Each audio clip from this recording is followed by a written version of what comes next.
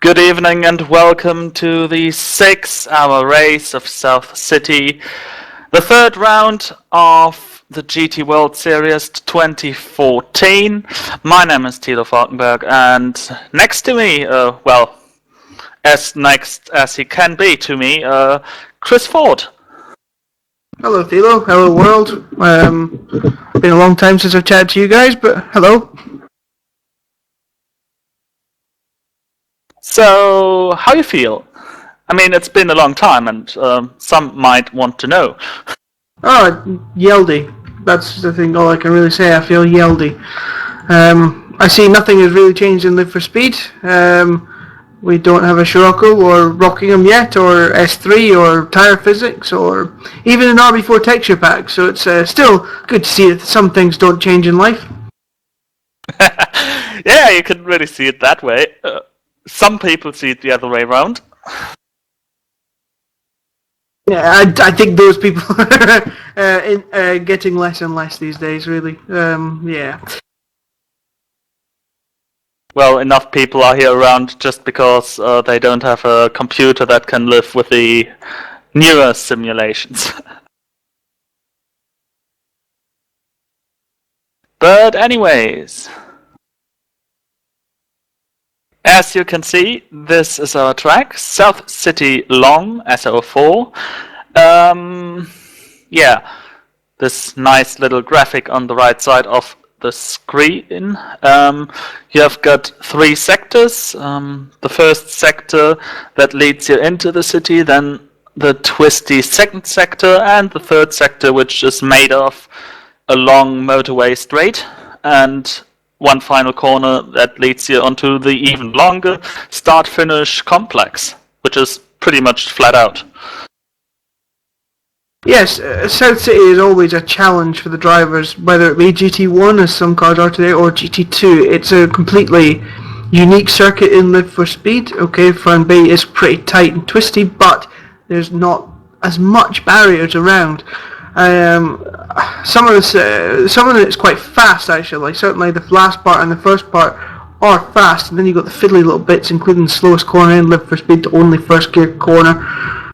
And it's always a challenge for the drivers. The main challenge is to keep a clean car for as long as possible, because the longer you keep the clean car, the better your car is going to handle throughout the race. When you start to damage the suspension, it really does affect things. And I have seen cars, and actually driven myself, with cars at a 45-degree angle while driving down the main straight. So it's a challenge for the drivers. Yeah, especially with 2 classes. We've got the GT1s around here that you might see with the green attachments to the car, and the GT2 class with the orange attachments. And the lapping is going to be very difficult, especially around the second sector, I think. Yes, that is one of the main challenges, especially in Masters of Endurance, where when you're in a GT1, where to pick off the GT2 traffic and even the slower GT1 traffic, because actually, if you're actually stuck after the first split through that double left-hander, then into the right complex up the hill, you're stuck, basically, and you can lose quite a fair amount of time through that section. So it's important to actually judge the overtake to perfection and actually get through as quickly as possible without losing any time. That is really crucial at South City as well. And let's not forget in Masters of Endurance 2009-2010, where traffic caused the lead car to flip. Was that not low that flipped over on itself in that section when lap traffic was causing problems still? I think it was, wasn't it? I think it was, but I'm not as good in Masters of Endurance things as Dom would be. But he's actually driving the car and preparing to drive the car, something like that. So he will join us earliest in the second hour of the race. So he will be around here as well. Good. Taking a look at the point standings. In GT1 we've got a double lead for Conquest Racing. The 8 in front of the 7, which reminds me a bit of Le Mans, with 8 and 7 being the numbers of of Audi's competitor Toyota. Behind them, there is Genuine Racing with the number 9, followed by M5S Racing Team. My 3ID tied on 5th with Dynamics Racing, but those two teams are pretty much inactive by now. Last Lap Motorsports 7th, 8th Infinity Esports Racing, 9th Scuderia Gas Racing Team. Tied on 10th Virus and Genuine Racing, followed by Course Motorsport. Nita Velox on 13th, the new team that joins the series at round 2. Oh, Thilo, if you want, while you're doing that, our safety car driver has made a mistake. Stuart Baker, very experienced driver. Oh, the race director. Okay, apparently the race director told Stuart to go. Oh, it was Jonathan Provost's fault, says Jonathan Palmer. Oh, my word. So the safety car is not on the grid. So we're going to have to wait for the safety car to come through the middle. Yeah. This happens while we are looking at the championship standings. Nita Velox in 13th, Racing League Romania in 14th, Race Green Out Sports on 15th. Then the second page, with just one more car, Asex Motorsports in 16th, already 32 points behind. GT2 is led by Last Lap Motorsports, 5 points ahead of Virus and 10 ahead of Iron Club. 4th Core Racing, 5th Savage, followed by Fast and Crazy Sim Sports. Team Virus in 7th, 8th Absolute Beginners, 9th Asex Motorsports, 10th Sonic Realms, 11th Last Lap Motorsports, 12th Genuine Racing, tied on 13th Sonic Realms and World Class Lions. Just rushing through the second page, Dynamics, Mafia Racing, World Class Lions, R-Force, Scuderia Gas Racing Team, Last Lap Motorsports, Core Racing, and Wonder Girls. What? Yeah, Team Wonder Girls. I don't know about them. They Team don't exist Wonder anymore. Girls. But yeah. So we head over. That's the name of a strip club. To the race, and we have a nice little look here onto our safety car driver Stuart Baker and the field of GT1s gathering behind him.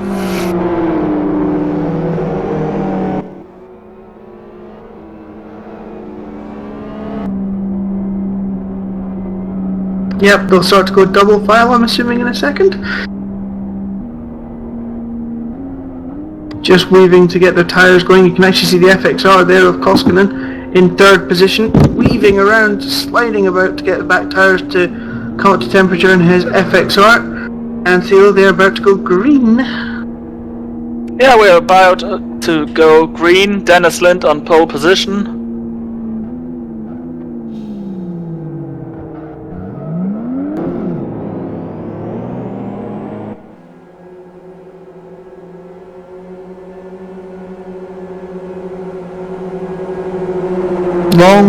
Long pause, ready for the line. Green flag given for GT1.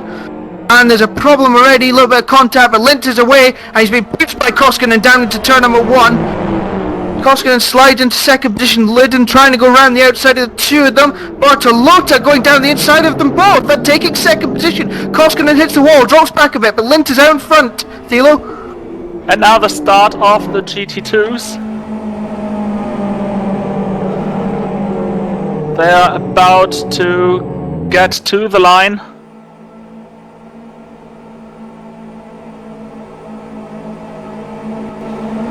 And green flag for GT2s. Morgan Trolley leads the pack of the slower cars around here away.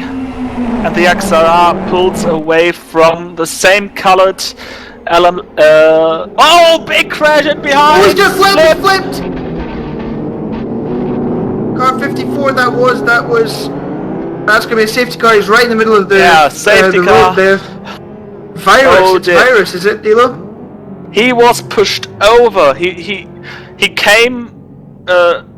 He came into the way of someone. He was halfway spun, and then he got pulled over with the help of the barriers, and so we've got the race neutralized while the leaders are coming around the final bend.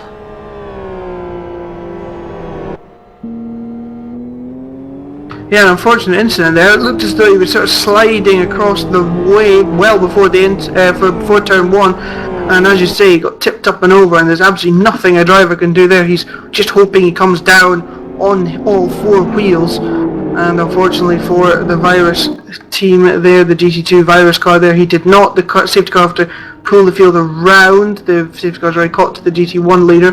They go right around the outside of that incident.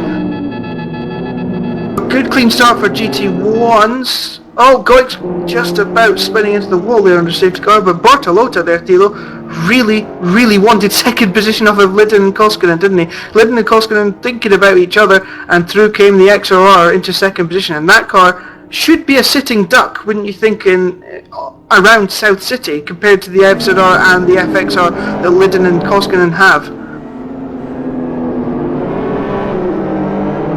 Yeah, it should be a sitting duck here, especially unlike usual, real-life street courses. We've got a high amount of of full throttle action around here, and this is really not the strength of the car. Oh wait, Bartolotto is the XR in second place. Ooh. Sorry, I was thinking of Koskinen and the 22. Okay, yeah, what I remember was he'll be a sitting duck, really, because he will be the slower of the cars around here. He'll have problems getting the power down because it's an XRR and it takes longer to spool up the turbo, when the FZR really should have a good advantage, you'd think. So you'd think that Lydon will be trying to get second position back as soon as it goes back to green. Yeah, obviously. He really has to spool his turbo in the right moment, otherwise he'll just be caught by the FZR behind him. Maybe he'll lose one place, but it also depends on how he reacts to the leaders. When he pulls down the trigger. So that if he reacts at the right moment, it should be doable to stay ahead into turn 1, and after that it's a totally different game here.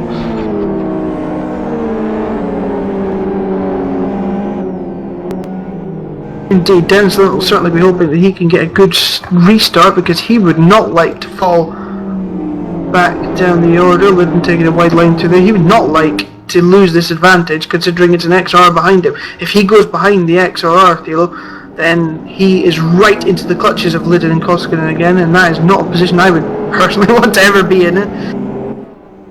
Certainly not. Green this time by Sir Jonathan Provost. Yeah, Jonathan Provost, this time our race director.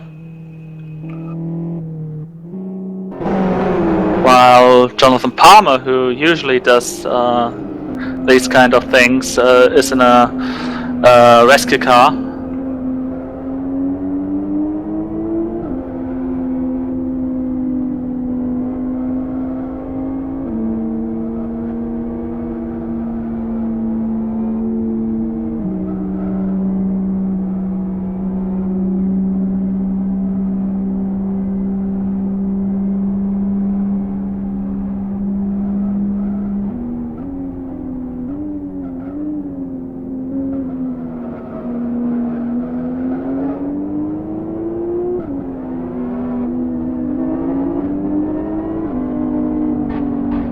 Dennis Lind has hit the back of the safety car there. I'm not entirely sure what's going on there. Stuart Baker had to rescue the situation there. He was suddenly staring at a wall, Lynn getting very, very close to the back of the safety car. Really shouldn't be that close, Dennis, come on.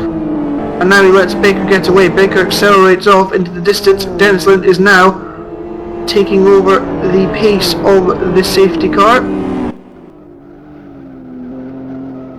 He will back down the field. Linden still tyre warming. So Linden will hope he gets a good start here, because if he doesn't, he knows he's going to drop behind Bartolota. And he goes for him. Bartolota was completely caught by Dennis Lind. Lind went as soon as the message about the safety car being in the pits came out, and Linden is going for second position off of Bartolota. Got to wait until after the green flag is given. Koskinen's been completely dropped. He's been dropped and overtaken by Ivanov as well. Ivanov's already up to fourth. So Linden on Bartolota. He'll hope to get past as quickly as he possibly can. Will he go for a dive? No, he doesn't. Both of them sliding about down into turn one. Cold tyres, of course, after that safety car, but it's stationary in the top three. Koskinen moves up to fourth for Genuine Racing, and Ivanov moves up to fourth for Genuine Racing, displacing Koskinen down to fifth for Vortex. So that's not good for the only FXR in the green. And GT2, we have a spinner at turn number one. Who is that? That should be Major. Oh, yeah, Major after second position, Thilo. He was in, don't let me lie, he was in second. He was just behind the virus car, so I'm curious what happened there. There was some tap or something. I mean, the whole pack of cars was behind him. Interesting, the core car has actually dropped down to fourth, and he was in third, directly behind. So I wonder if there's a bit of collision there. But back at GT1, Koskinen's going for fourth, right in the first opportunity he's got. He's got a bit of damage there, but Ivanov has got the inside line. Will he hold it? No, he won't. Sensible driving for Ivanov, just lets Koskinen go. He is the faster car today. It's the long game, really, for the XRRs here today. Can they go longer in their stints? That is the main question. It looks as though Linden is lining up the back of Bartolota for second position. Dennis Lind has absolutely torn off into the distance on this first lap as Linden takes over second. They're going to touch, just a little bit touching, but Linden just sneaks through. Bartolota slides wide, so Linden back up into second place. Good, hard, fair racing there between the Infinity Esports car and the Players On car. Yeah, but Bartolota really had to get off the throttle, and you see it by looking at Koskinen, how he approached to the car in front. He was directly in the diffuser of the XRR in front of him.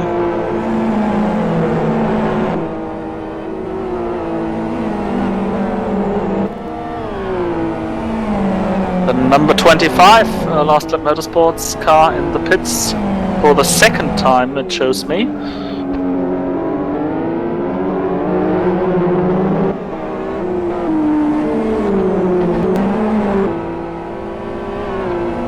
Might have been contacts with other cars at both starts, actually.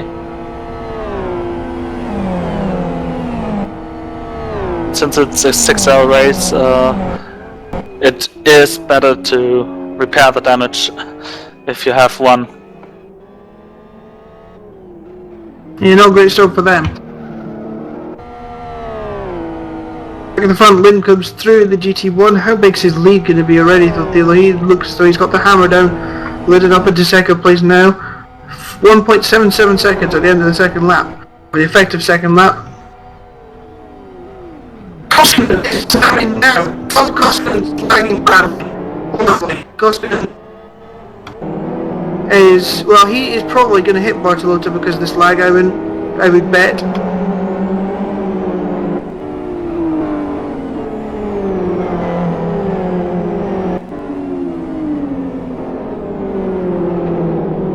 And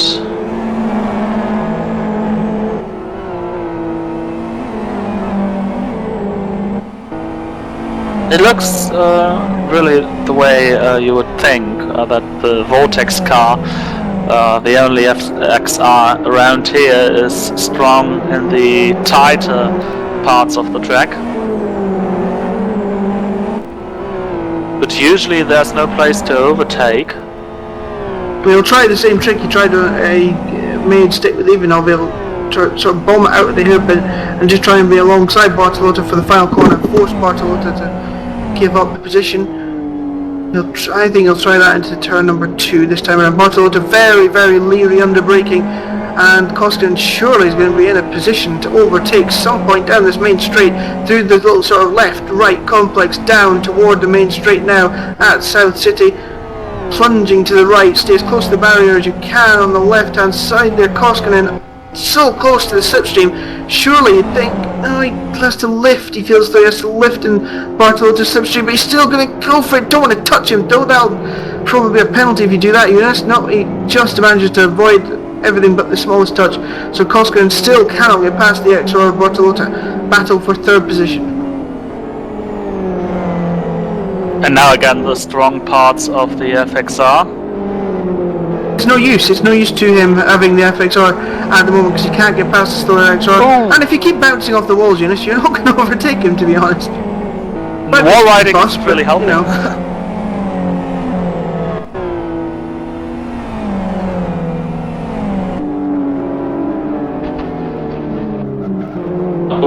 I experienced some flags around here.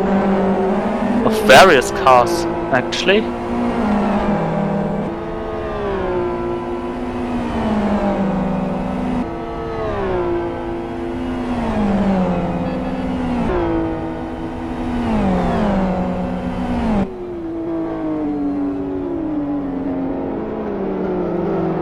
Bartolota again wide. Koskinen this time has him, surely. 110%. Jonas Koskinen will be moving into third position just now. He'll be absolutely amazed if he can't get the job done from this position. Pulls out the slipstream round the outside. Same trick Lydon performed. Very close to each other. They're very close. Bartolota moving slightly to the right there. He's been far more aggressive this time, but he clips the inside sort of curb there, and there's no chance he's going to be able to hold that in the XR. A bit of a slide. Koskinen up into third place. Can he close down these two FZRs? Interestingly, Lydon has just completely eaten into Dennis Lynn's lead, and Lydon is right with him now.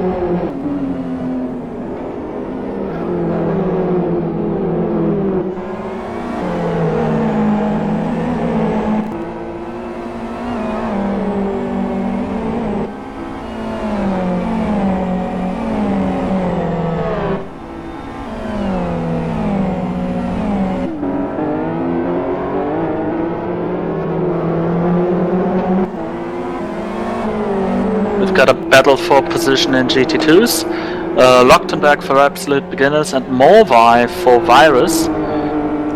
That's for fourth position.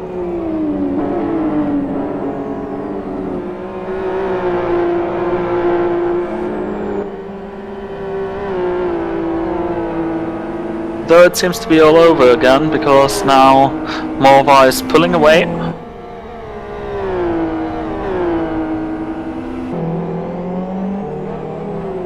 But just a few places behind that, we've got Remke Major, who's trying to into the warm hole, as the Germans call that place, trying to go side by side, but no use. The LLM car still behind the Scuderia Gas. Oh no, the Fast and Crazy SimSports car. Now into the final corner on the inside, and he is around. So Remco's chasing through the field and now already up into 7th position in GT2.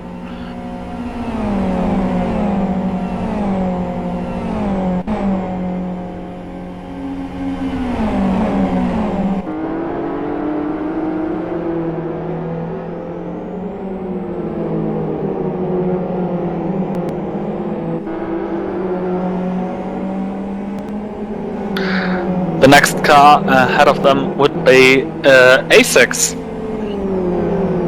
currently driven by Teres.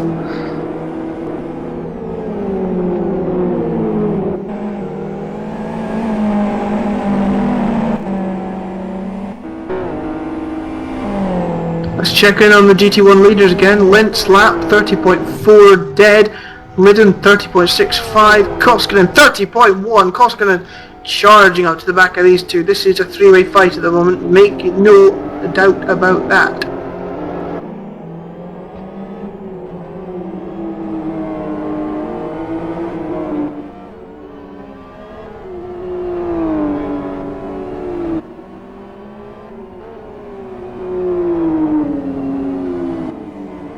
And since the gaps are pretty close by now, we can expect some battle just within a few laps.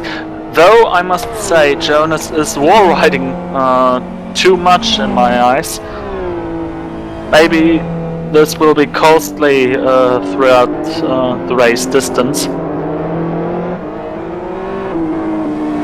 But it doesn't affect the bus as much, does it really? I mean, the bus is... The main sort of thing is it's just basically you're just able to manhandle it around the track, and that's what Eunice always does well, and so does Samsung Yavansu as well. That you don't really care, to be honest. I guess it handles well because it can't handle not well. It's just a bus. It just it doesn't really require very much thought.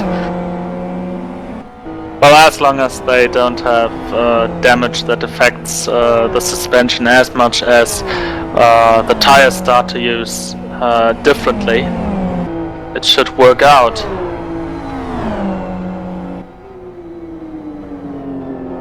But seeing how much damage he has already, there might be the one or the other time that he or his team has to actually do a pit stop for damage. Because if that adds up for 6 hours, he'll have a totally broken suspension at some point.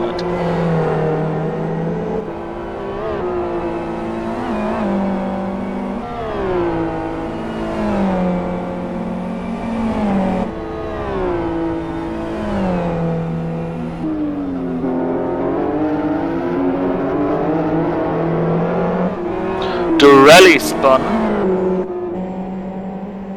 Strange place, actually. He must have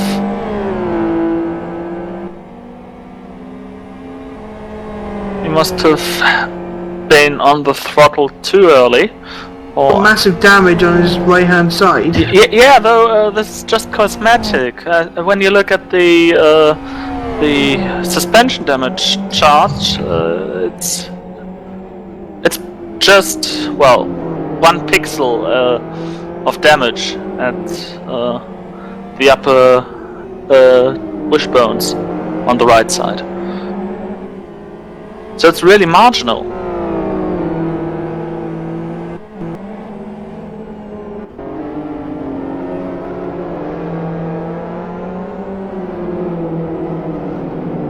And Ivanov is through, Ivanov just past Bartolotta. Yeah, 4th place for head of the XLRs. So yeah, oh, is that a Mandela skin they're running?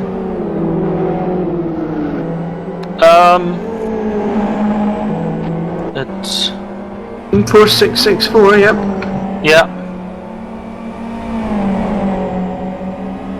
Genuine Mandela Racing. Interesting. Now the other Jana car in 6th position also has these greetings to the former president of South Africa, who died earlier last week. Indeed, he did.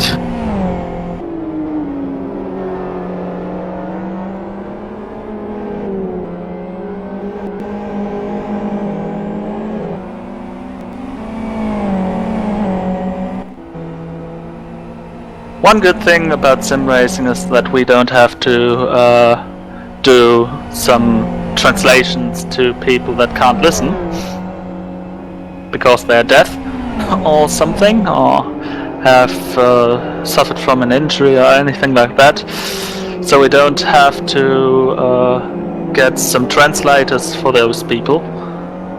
As we've seen, this can end up pretty badly. Eunice Koskinen in the 29s when he doesn't make a silly mistake on when he did the previous lap, so Koskinen really hammered down That's what I was meaning earlier. Lydon and Koskinen got stuck behind the next hour for a lap, and it really did allow Lind to get away.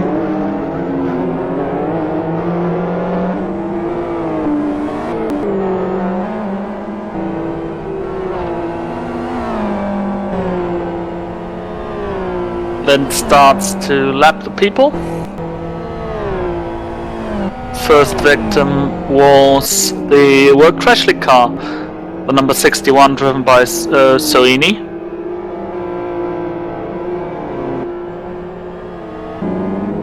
Who decides to let the other two through as well. Very colourful car.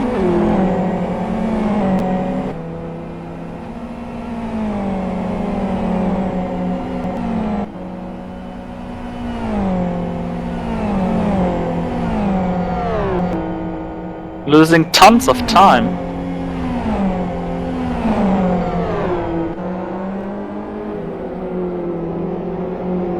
Okay, so I've just looked at the replay of the restart to work out what happened to Mature.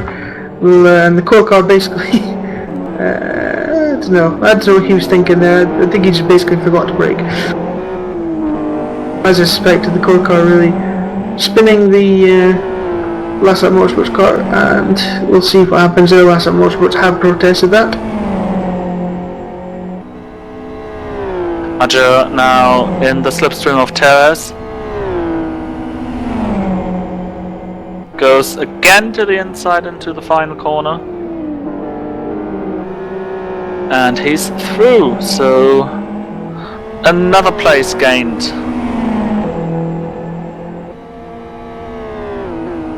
By the orange car, but now looks like a comeback for 55. Around the outside into the first kink. Ooh, late dive. No contact. Side by side into turn 2. And Mature with a better exit. Ooh. Aggressive fight here.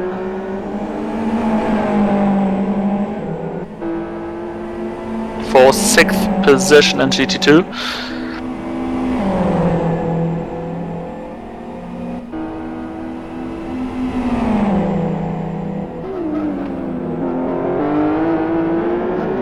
No trying to this happen.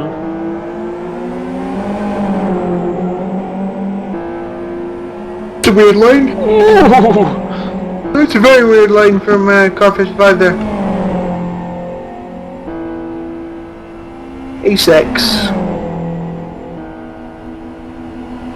And looks like Majure's going to get the job done here, though, you'd think.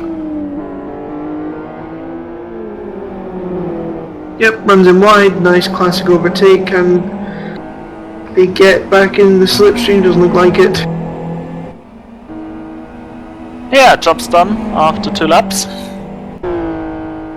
And now avoiding the slipstream comeback of the A6 car, so 6th place now for Last Lap Motorsports.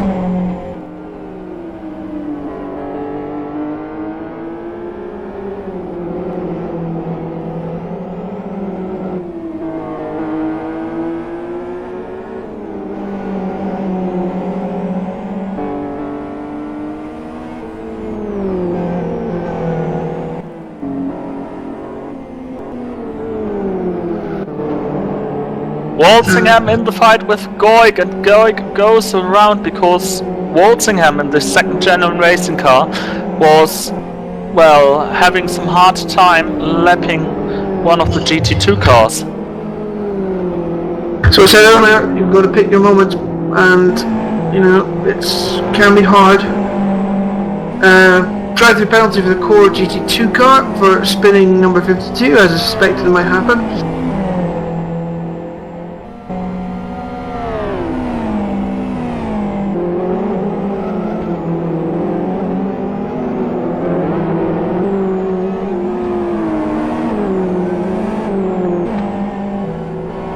The race settling down as the GT1 guys a lap at the GT2s already. Koskinen now getting closer to Lydden. They're now Indeed. within a second.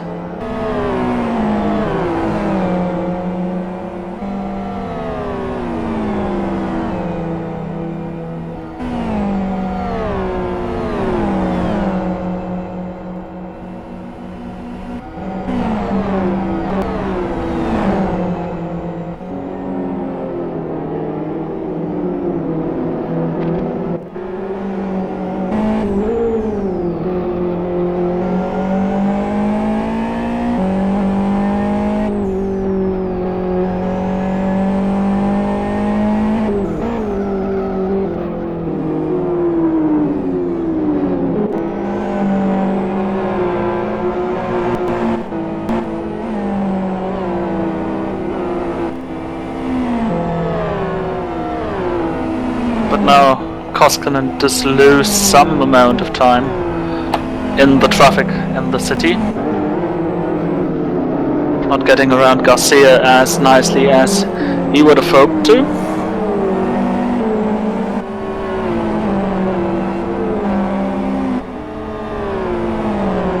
"30 minutes into the race, Nito Velox leads in front of Infinity Sports and Vortex in GT1, and GT2 Virus in front of Iron Club and Virus." So two of their cars in the top 3. The third car actually retired, as we've seen right at the start, causing the so far only caution of the day.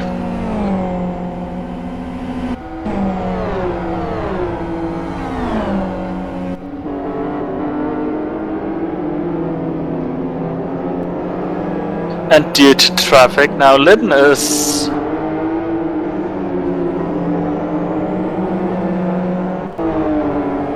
a drive-through penalty for Last Lap Motorsports 72 for number plate violation.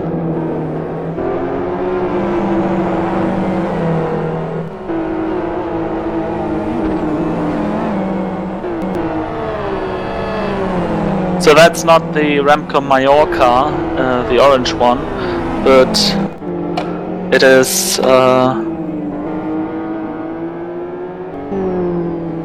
the red one of Santos.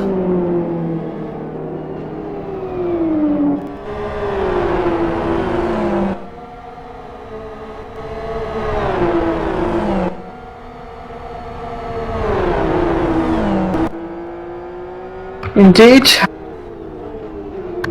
It's kind of inexcusable to make a mistake with the number plate. It's been the rule since about 2005, 6, 7, I don't know. It's always been a rule. As far as I'm concerned, Koskinen is up with Lydden, but they're being sort of blocked and stuffed by the Last Lap Motorsports GT1 car, who's weaving about in the straight. They're causing absolute carnage for those. In fact, all 3 of them are line abreast, line astern still. So the 3 GT1s are suddenly together, Thilo, and it looks as though we're going to get a nice little battle. And let's see who's going to have the upper hand after the next couple of laps. Koskinen has been pretty fast on the clean laps, but now it's traffic time, and now there are different rules.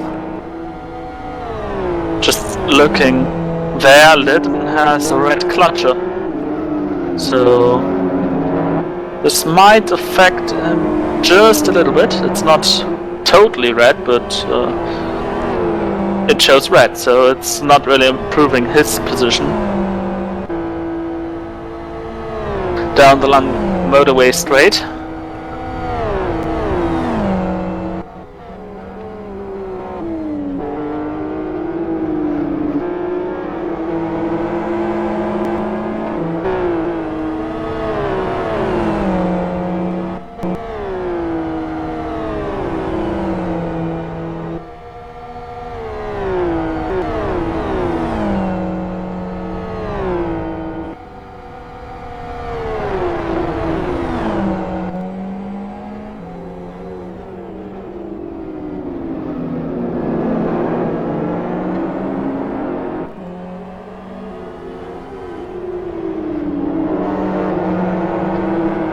clean track ahead of them for about the next sector. Yeah, Linden looking very racy at the back there. You can see the two different lines. Linden taking the the tighter approach. It cost him a fair amount of exit there. Linden getting away. Koskinen does the one or the other wall ride again. That lost him a few that's meters. just his line, I think, Thilo.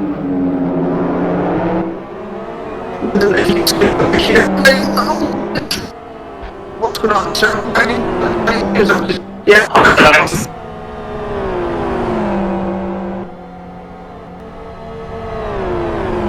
Last Lap Motorsports completes their drive-through penalty. We've got still some lags on the server,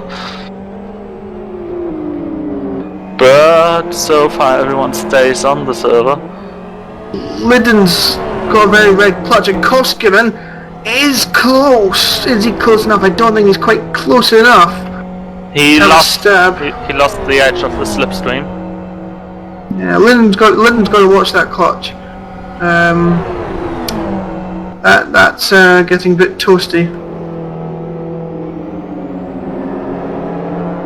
Oh, he's gone a bit wide there. Every time he seems to think he's getting close to Dennis Lind, he just doesn't quite stay close enough for the main overtaking spots.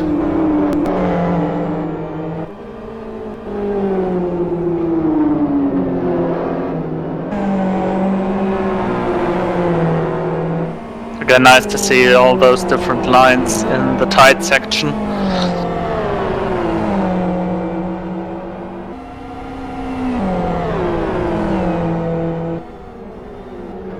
The GT2 in the way of Dennis Lind. Oh, contact! Oh, Dennis Sean Linden with a terrible error. As I was just about to say there, that there's a GT2 in the way of Dennis Lind. The GT2, of course, was very slow in there, so Dennis Lind had nowhere to go, and Linden just completely and utterly misjudged the situation in front of him, careered into the back of Dennis Lind, somehow didn't spend Lind, spun himself, and Koskinen had nowhere to go but the side of Linden's car. What's Linden's damage like? Linden has a fair amount of right front damage. I think he should get away with that for just now, but really just didn't quite work out what was going to happen there. He had a great chance of overtaking Dennis Lind, and he threw it away.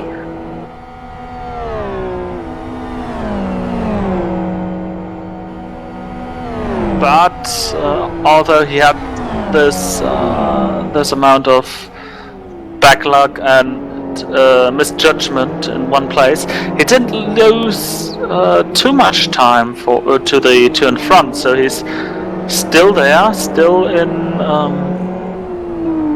third position. Genuine Racing still a few meters behind them, so no worries to the car behind them, and he can still focus to race the cars in front. But now, of course, for Koskinen, it's quite a nice thing that he already got around one car. It would be nicer if he hadn't lost the tyre there almost a second to this. Look at his damage now in Koskinen's car on the left front there. That actually, I think now, Thilo, I think you are going to be correct at some point. He is going to have to repair that damage, because even in the bust, it's going to, well, that's just going to mount up eventually.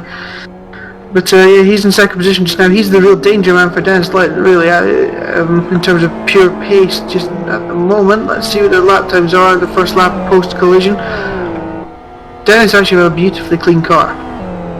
Yep, that's looking like he just got it at the top. Went 20.9, Koskinen 20.8, 29.8, Linden 30.0, so very close. Fast lap of the race from Jonas Koskinen actually that time, 1 minute 29.86.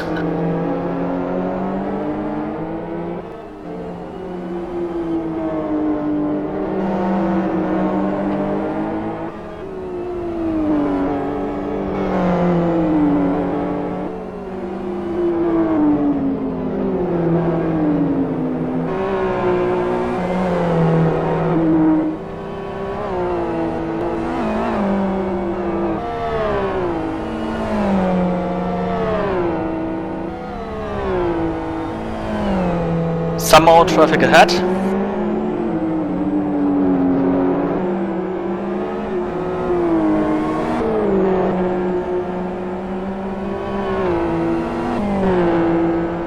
should catch them in a good position though, at least Dennis Lind will.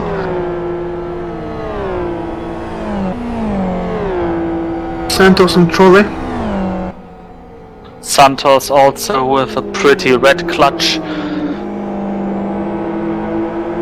Trolley currently the leader in GT2. Santos just being lapped in the last place.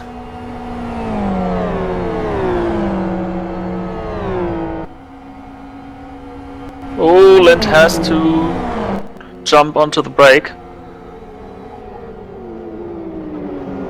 Just for the moment to not hit the car in front.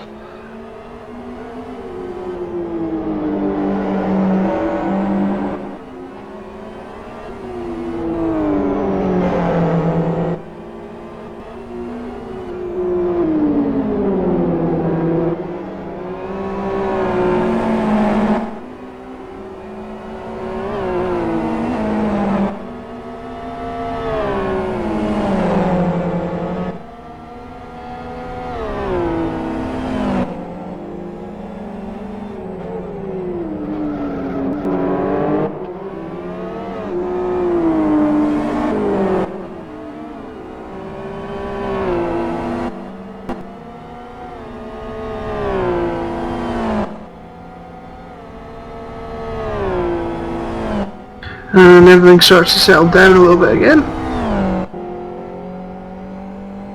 40 minutes into this 6-hour race.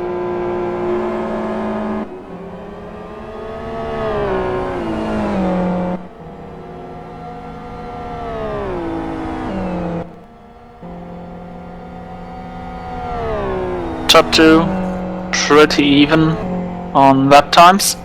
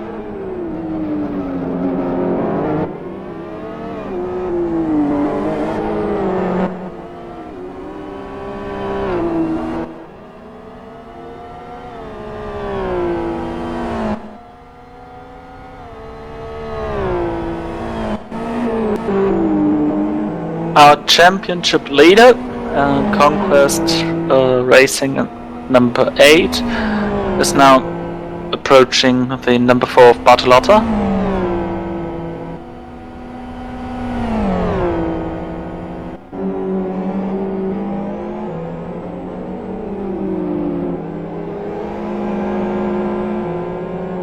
Bartolotta really got handed through after the restart.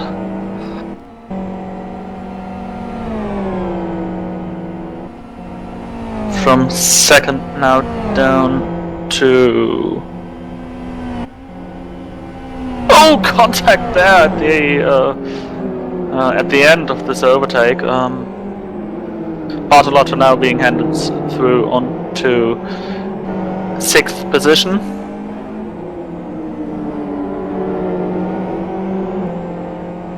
Lost 4 places in the last half an hour.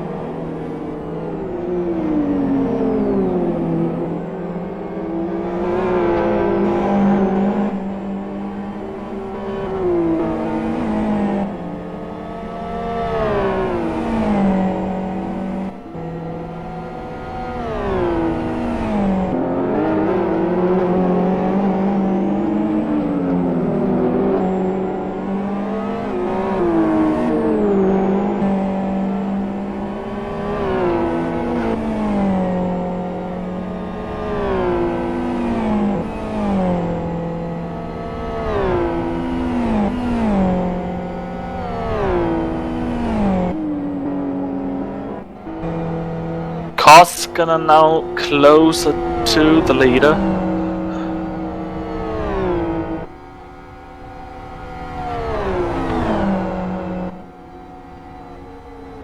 And someone lost connection, that's Morvai. The 58 Team Virus car in third position. They will definitely lose it for now.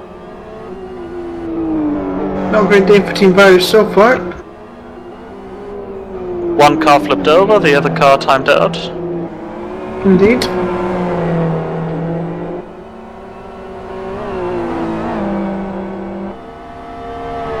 But the third car still in the lead, and still no one rejoined for the 58 of Virus.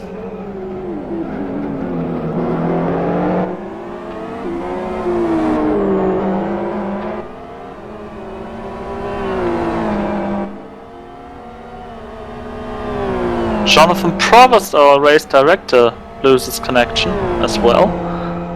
And now Jagodits actually joins the server for Virus.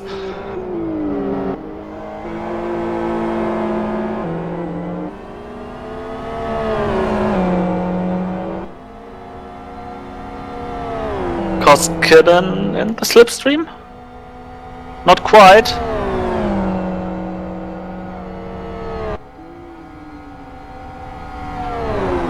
But a new fastest lap for him.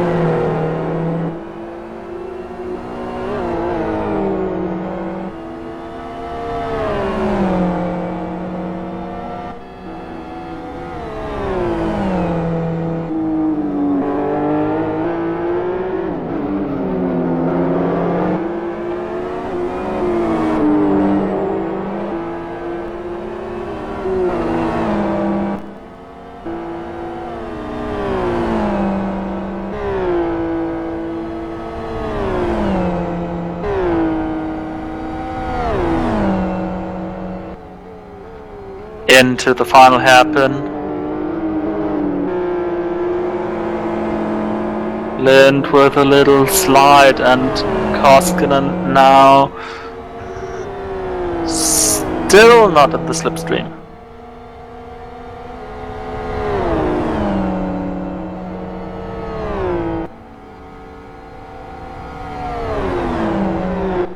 No problem lapping that GT2 car.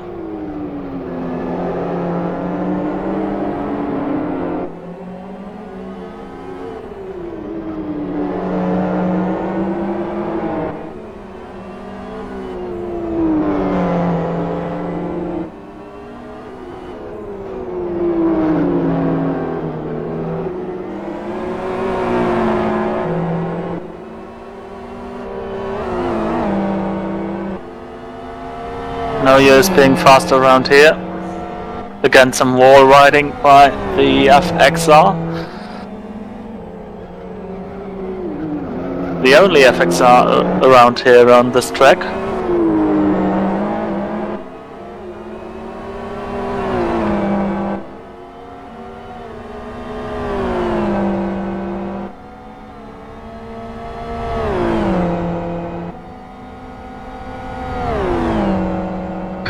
Koskinen again, getting as close as he possibly can, braking for the final turn.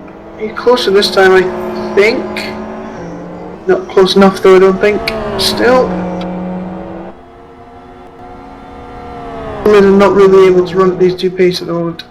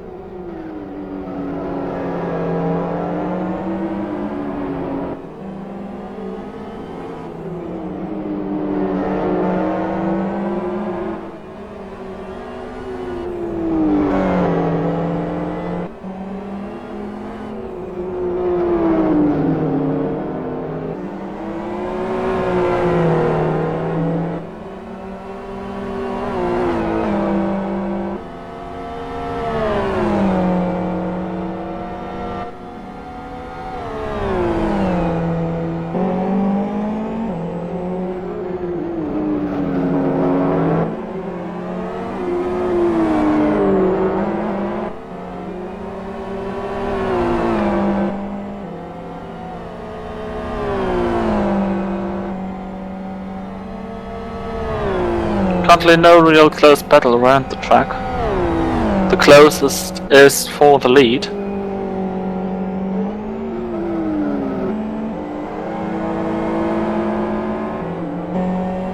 Separated by just 4/10 of a second. Now it seems like it could work. No, it doesn't.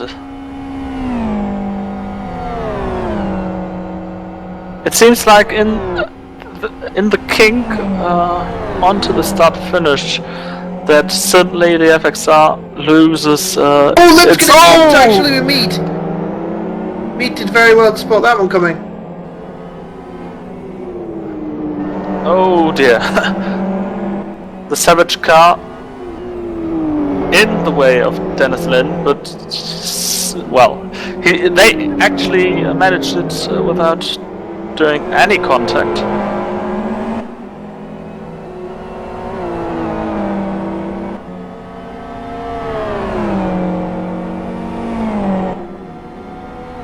It's good defense driving for Dennis Lynn. He's making the most of where his car should be more competitive than the FXR. He knows he's not going to be able to outrun it, but if he just gets good exit from here, he knows that the FXR are definitely going to be close. Oh no, wait, hang on. Sorry, I forgot Costa's line is hitting the wall. I don't know why you're flashing your lights, Eunice. You're hitting the wall. And that's why you're not close enough to Dennis again. You were, and then you decided to turn back into Eunice Koskinen. It was about to be perfect until he actually hit the wall there. But it shouldn't matter much. The car is white and blue, and the wall was white and blue. As long as it doesn't damage the paintwork, it's fine. I got me to 2 GC2s this time. Oh, Dennis, go for the dive. Oh no, that's going to end badly, Dennis. That's going to end badly, Dennis. Oh, it doesn't somehow. Oh, I don't know how they saw him there. Somehow he worked himself around. Just about makes it through, so Koskinen did gain some time there in the problem there with Last Lap Motorsports and another GT2 car. That was... I know Dennis knows he can't lose time because Eunice will be right there, but when they're battling side by side into that corner, really to stick your nose in like that is very, very risky. That wasn't exactly the widest place around here.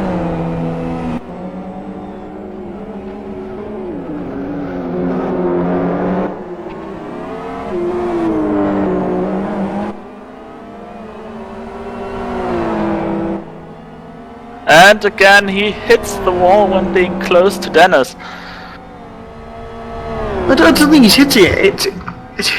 It's like it's his line. It's very strange. If he just has a think about it, he will pass Dennis Lind. As long as he doesn't think about it, he's not going to pass Dennis Lind.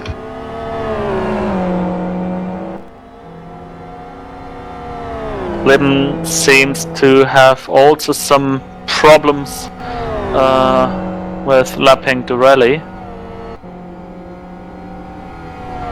There was the contact message 2 times between those two.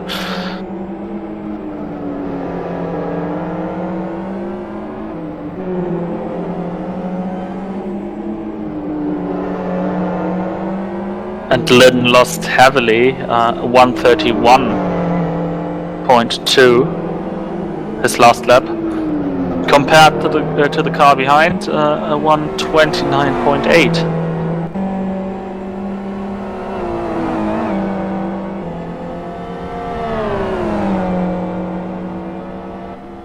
But still, the focus is on the battle for P1.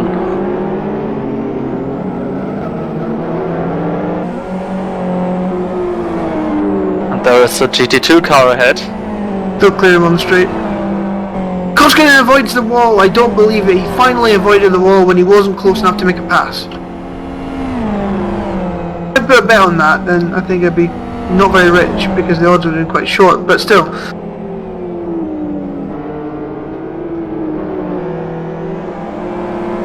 Getting around the fast and crazy car. But not being close enough on the straight, so it stays at the 0.4 second gap.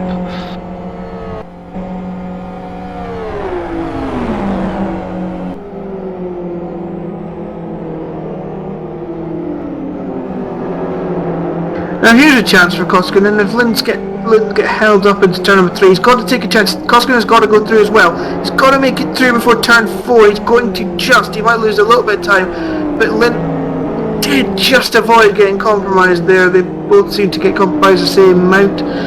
So that's another chance gone for Koskinen. There's one more GT2 ahead. Will only clear him by the hairpin? I don't think they will. So this is a chance for Jens Koskinen. Will he use his brain this time and avoid the wall? Thilo, bets? I say no. Yep, okay, I'm going with no as well, so nobody's taking yes. Look, here we go. Dennis is going to get held up. He's not going to be able to overtake into the next right-hander. So this is a chance for Jens Koskinen. Oh, he's going to hit that wall. And he hit the first wall. He's held it together this time though, so this is a chance for Koskinen. Finally, he didn't hit the wall when close to Dennis Lind.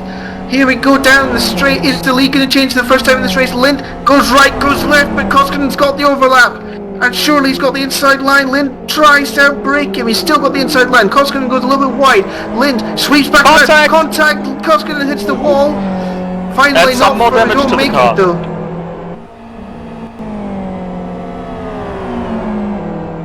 The orange bars are eating up the grey bars rapidly.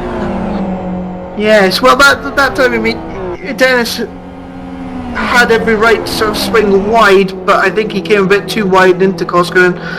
He was sort of showing that he was not going to let Koskinen through easily there, and that's exactly what he did, and he shepherded him into the wall there and maintained his lead. Playing the mind games. Just at the end of the stint, around the end of the stint. We're already 56 minutes into the race.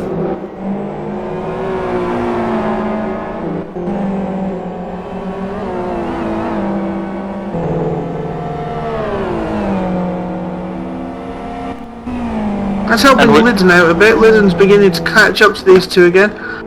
Doesn't really seem to have the pace right now after his incident earlier. Oh, he's going to get held up there, surely. Oh, where's that FZR going? Well, that's going to held up Ivanov. Yeah, some interesting lappery at times. Some people getting out of the way, then that confusing other GT2s, and then yeah, it's Ivanov blasting his horn. Major times out in the last lap motorsports GT2 car. There's another car. Is that Dennis Lind? No, it isn't. There's a car timing out. Oh, it's Lydon. Lydon is timing out. This isn't good for him. Will he come back when he goes across the line? He came back. He's sort of there. It happened to him last round as well. That's the report of. I think he's going this time, though, boys. So, Infinity Sports race. Don't think he didn't really put the line. He's still sending information. He just completed the lap. So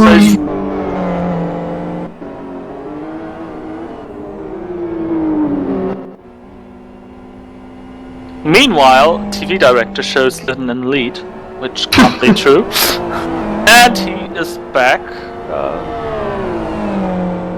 being shown in the lead by LFS as well. Yeah, it's over the middle of the road. Very strange, very strange. Ouch was in third, so that's alright. And he's back properly now, so that was a lucky escape there for Infinity Sports. Look at Krasy Ivanov, how is he keeping up in that XR? This is a very good job from that genuine racing driver again.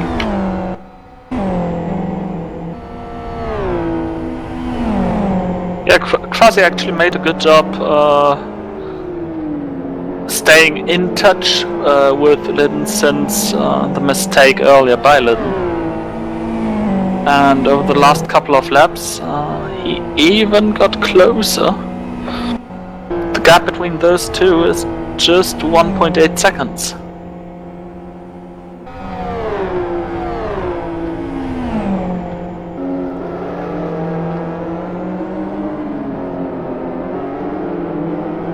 So Remke Major also back on track again after his timeout. But that threw the team back into 10th position, if tracker is correct. Might be changing over the next couple of laps. But for now, that's 10th place, just behind their teammates in 9th place. So 3 LLM cars in GT2, 1 in GT1, and those GT2 cars have actually the same second digit. They all wear the 2 at the second place.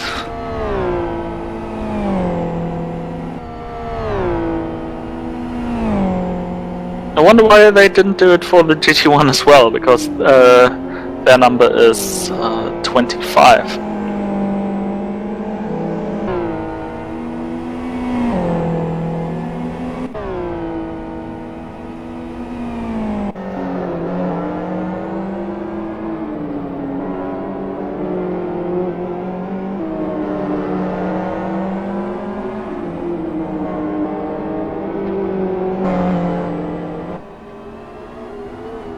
So the old game, Lind and Koskinen.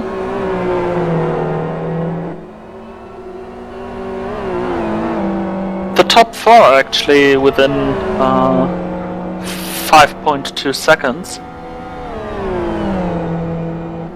So the final word is not spoken. They're at the lead after 1 hour. We've got 5 hours ahead. Nata Velox leads in front of Vortex EU, Infinity Esports, Genuine Racing, Conquest Racing, M5S Racing Team, Genuine Racing number 29, Conquest Racing number 7, Race Green Autosports, Scuderia Gas Racing Team, and Last Lap Motorsports 25. Then in GT2 it's Team Virus in front of Iron Club, ASEX Scuderia Gas Racing Team, Fast and Crazy Sim Sports, Absolute Beginners, Mafia Racing, Last Lap Motorsports 62, Core Racing, Last Lap Motorsports 52, Savage Sim Sports, World Class Lions, and not, as I said earlier, World Crash League. Sorry for that. Team Virus 58, and Last Lap Motorsports 72. Not racing anymore. Team Virus, they just made it 1 corner, then they got flipped, and the teams that didn't start are Serbian Racing Team and the second World Class Lions car. This is the situation after 1 hour.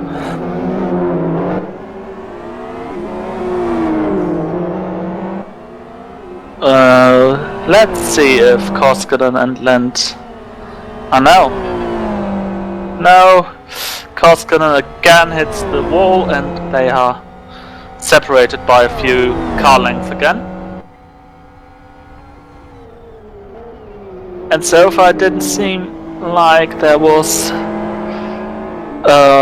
the FXR accelerating out of the final corner as good as it would need to challenge Dennis Lind for the lead.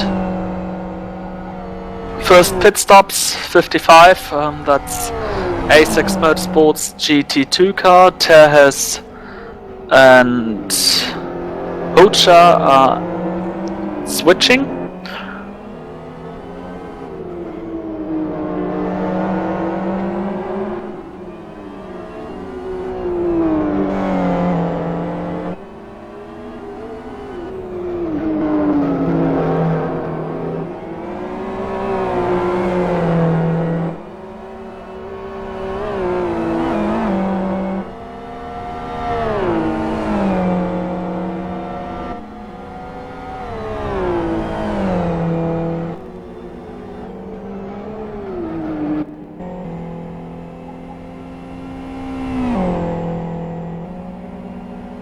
There they are, back on track.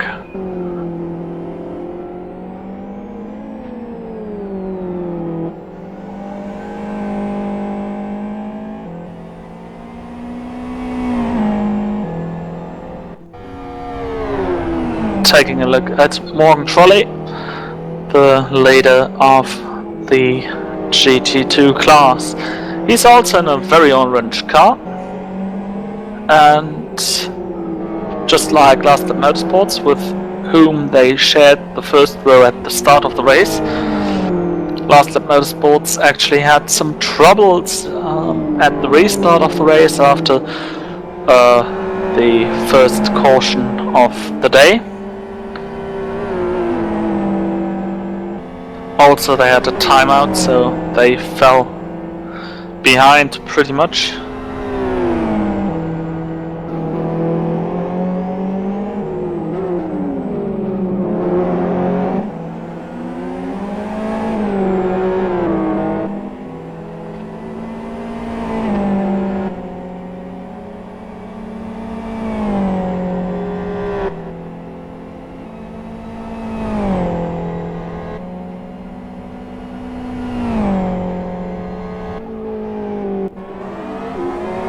Back to our leaders.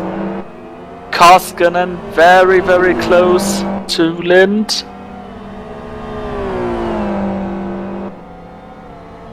This time staying away from the walls.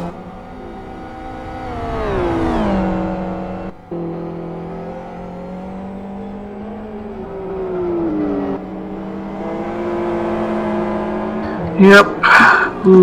But again, Dennis is driving a remarkably mature race at the moment. It's going to be hard for Koskinen to get around. GT2 leader in the box. Trolley in and Linden in as well. Linden in as well. He's still got a red clutch, as Sean Linden said. Oh, he's going to overshoot the pit box almost. He's still got a red clutch. It's going to be interesting to see how he pulls away.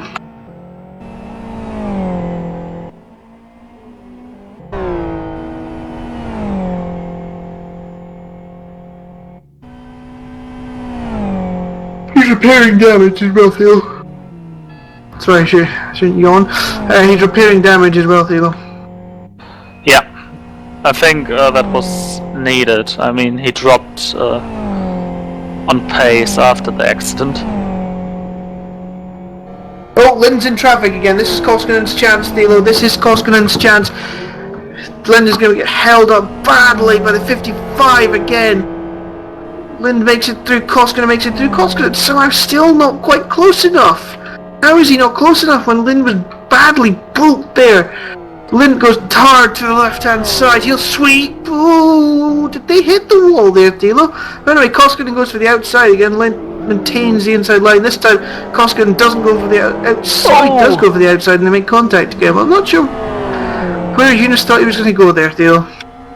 I don't know. I really don't know. I mean, was he going to go through Dennis Lind? yeah, it's a bus, and it can run over most things, but it's not going to run over an FZR. I mean, it's not like it's a real omnibus. With that, he would have just went through Lind without, well, making any garbage at all. Lind would have been pulverized. But so, it's the same game as always. Linden left the pits.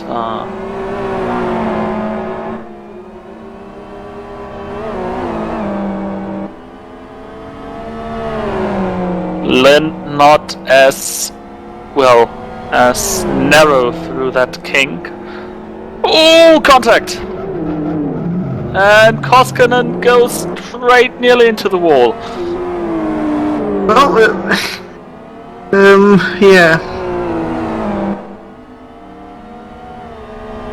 That's all the analysis I can muster for that one.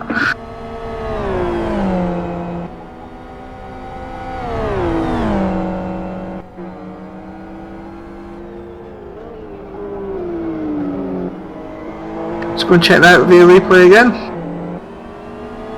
I have the suspicion that Koskinen gets out. Koskinen goes to the pit lane.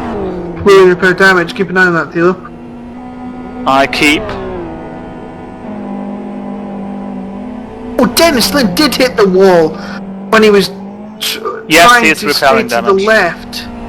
when Dennis was trying to stay so far to the left there on the straight, when Koskinen was behind him on the previous lap, he did hit the wall. He was very lucky not to get launched there. So Koskinen is repairing his car. Dominic Engel joins the server, which means on this lap we will see Ivanov in pits.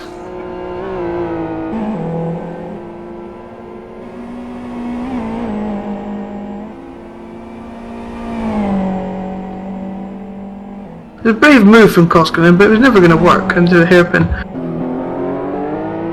I think he's just been getting quite frustrated behind Dennis Lind. He must be feeling as though he should be in the lead, but it's just not working for him just now. Before he made his pit stop.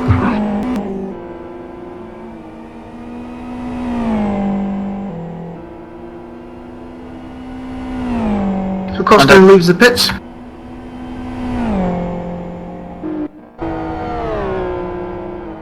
And due to repairing his car, he's actually falls behind Lydden, which is now Lydden's car, which is currently driven by number 6, Largo. There's somebody Dennis joining Lind the in wrong the pits. name. Dennis Lind does pit from the lead, as you say. As does Ivanov. Ivanov's close so much. Hey, Genar might get the lead here. Genuine Racing might get the lead here off of Nitro Volex, or whatever they're called. What are they called? Nitro Volex. There we go. I don't know these things anymore. But look how close he was when they came in the pits there. So this could be interesting. The battling between Koskinen and Lind could give the lead to Genuine Racing, and Engel, when he comes out of the pits here, he's accelerating, ready to go already. So is Dennis Lind. Lind really can't accelerate, can he? Because his clutch will go funny. There goes Engel. Engel's out of the pits already. This is going to be close, Thilo. Not quite close enough. Noziak does take over for Dennis Lind. He has the lead now. Engel close. Oh, there's a problem for Noziak. Noziak's wheel's failing, and Dominic Engel takes the lead. Dominic Engel leads the race. Noziak's wheel is not calibrated. He's gone over the pit exit as well, but he's clearly trying to get his wheel to actually calibrate properly. That's what he was doing. He was moving from side to side. It clearly wasn't correct, and he's lost the lead, and he's still having problems with his wheel. So this is a disaster for our leaders in this race. Disaster. Genuine Racing and XRR is leading, effectively, aren't they? Yeah, they are effectively leading. They are the first car with 1 pit stops. On track we've got Bartolotto leading, but he will have to come into pits as well as Garbolowski for the Conquest racing car. Genuine Racing, because of Ivanov's diligent work in keeping his car clean, keeping his car neat and tidy, maintaining the leaders inside, have gone from 4th to 1st in the pit stops. I didn't see that coming. Me neither. I don't think Dominic Engel would have seen that coming. No, certainly not. Or more in Dom's voice, well, I'm leading? What's going on here?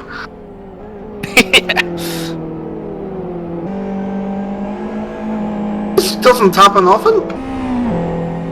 Everyone around them are making mistakes, and they kept it clean actually. The mistake of Lydden has been that tiny, misinterpretation of what line the cars in front are going to do, causing him to halfly spin and having to repair damage. The mistake of Koskinen is that he did wall ride too much and had to repair damage, and larger mistake.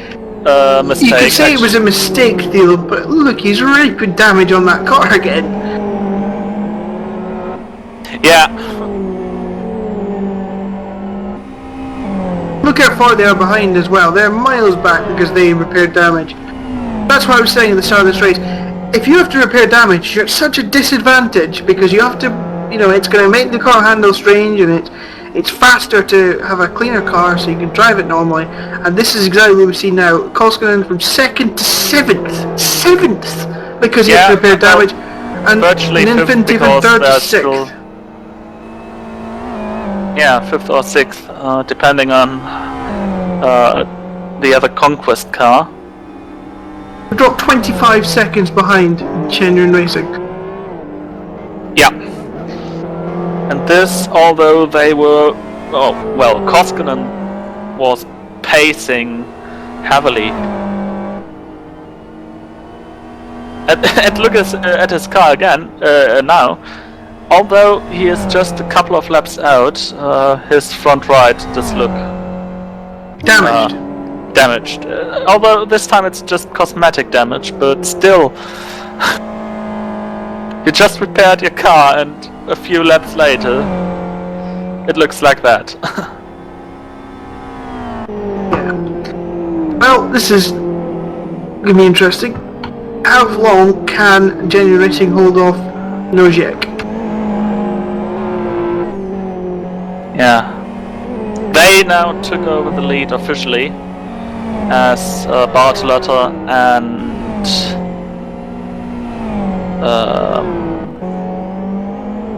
the other Conquest car were pitting. Bartolotta for M5S is now in 4th position. They even overtook the number 6 of Infinity Esports after their pit stop.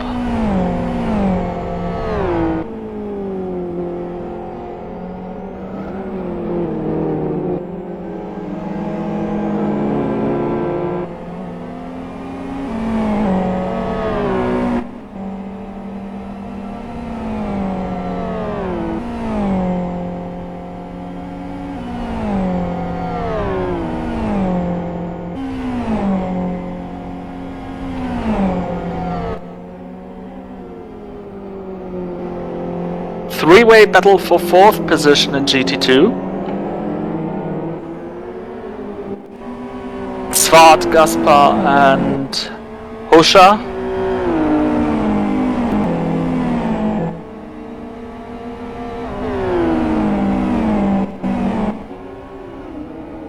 After loads of leading action by the GT1 cars.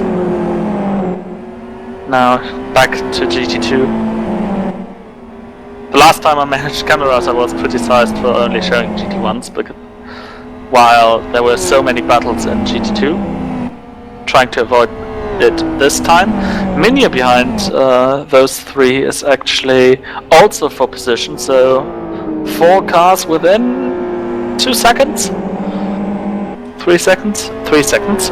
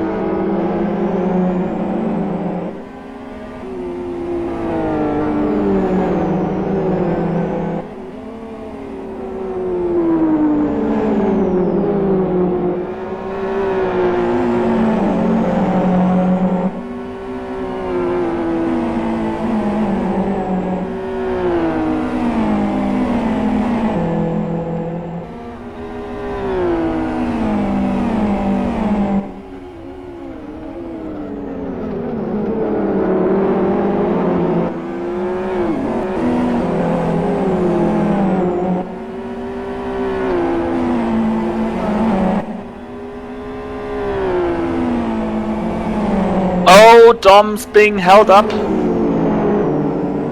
And now Yep. Tomic is right behind him.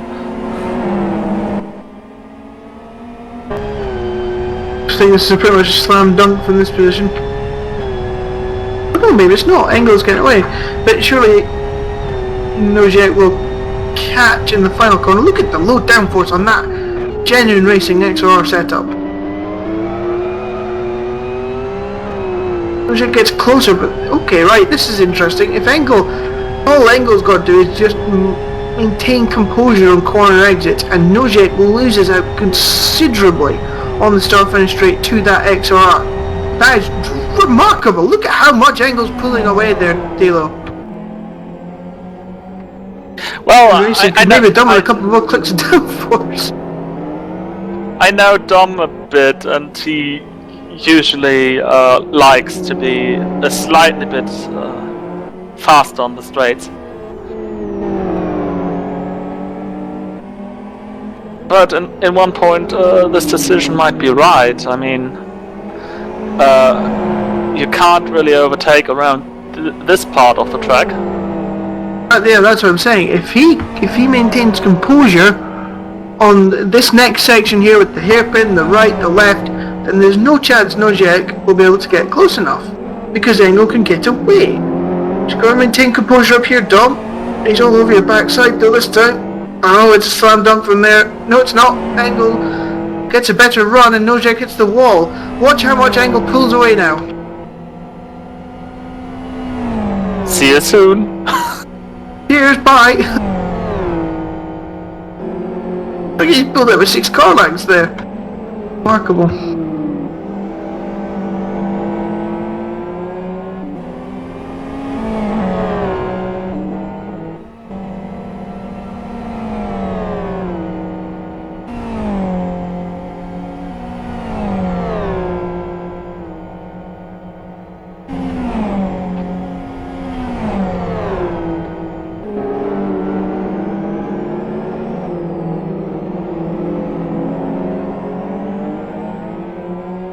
So let's see if it keeps working like that.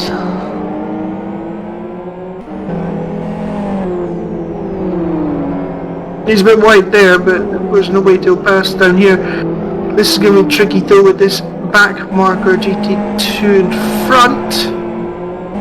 There are many GT2s in front, actually. No, oh my word, that's a train. I think that's the group we were showing just I was going to get in ago. here. Dom's on the inside. GT2 should get out of the way really, when the leader has sort of shown his nose.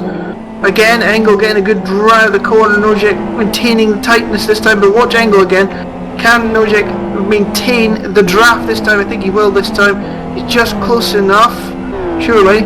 Where is it? There it is. He's coming, he's coming, he's coming. Is he going to come fast enough? No.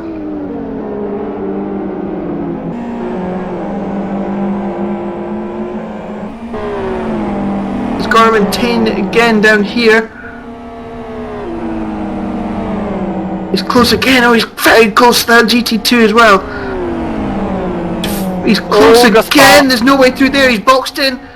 Oh, this is dangerous. This is dangerous. This is dangerous with the GT2s. And Nojek hits the wall. I dives down the inside of both Engel and the GT2 and turns Engel round almost. Engel will surely have the inside line for the next corner again. He's just going to give up. He should have played that one a bit harder, I think, Dommy.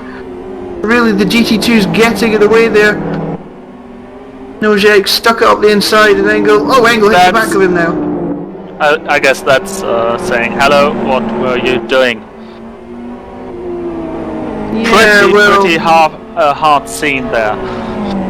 The time to do that was just to pay back Tomek into turn number 3 and just launch up his inside and shove him in the wall, personally. I think that's what I would have done. Because it was a very rude manoeuvre there from Nojek. I think Engel was a bit too nice into turn number 3. Personally, I would have shoved him straight into the wall.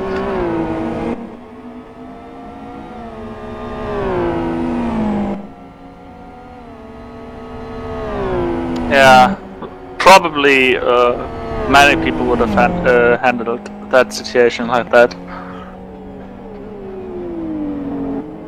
But when you wear those Nelson Mandela greetings, I don't think.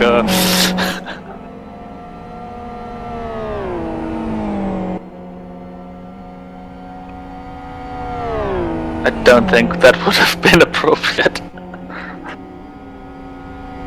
But sometimes you gotta do these things.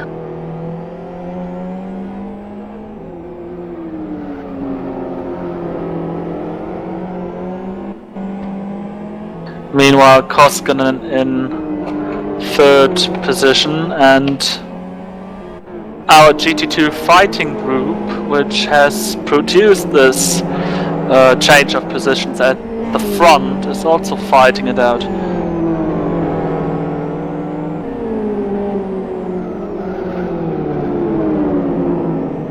when you're now very close to Zwart, well, until he hit the wall.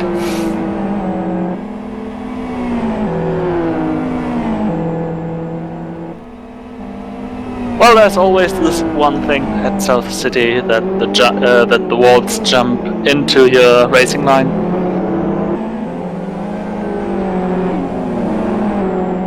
For many people, it seems to be a random decision to jump into your racing line.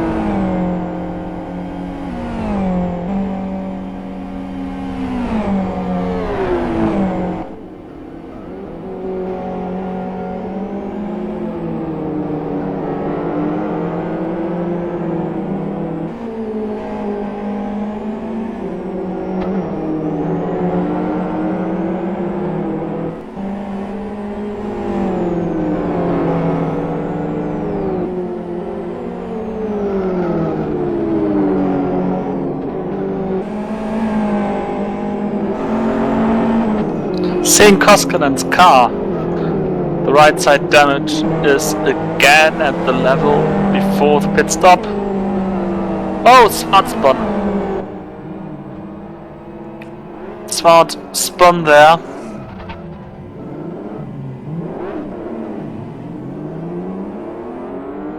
Yep, nobody coming, so you can get back into the road without killing anybody. Yeah, the next bad thing about walls is that you can't, well, turn your car around with them being around.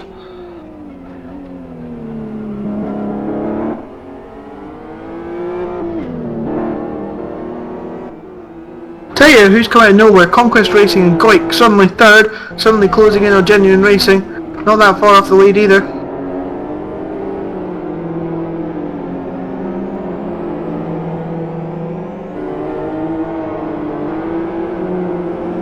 The championship leaders here with a very silent race so far.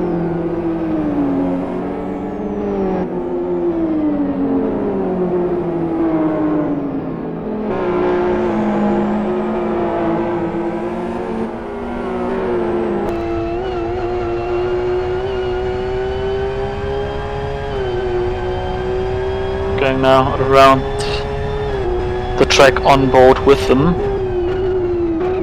Down here into that very tight hairpin. Having the last... Oh!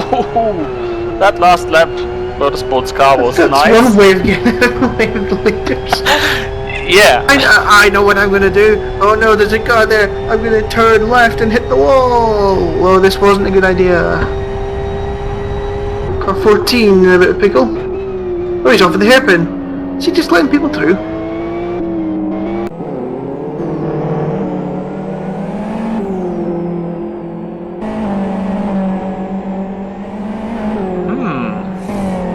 Good question. Scuderia Gas here, number 14.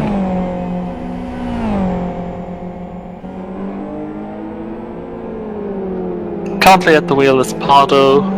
The other drivers being nominated to drive this car are Garcia, Medinas and Flores, who did the first stint of 44 laps. And so far Pardo is significantly slower than his teammate, who averaged at 132, while his average so far is at 133.8. If you want to know all the statistics around this race, go to tracker.newdimensionracing.com. There you have a race tracker with extra information information when you click onto the team's name.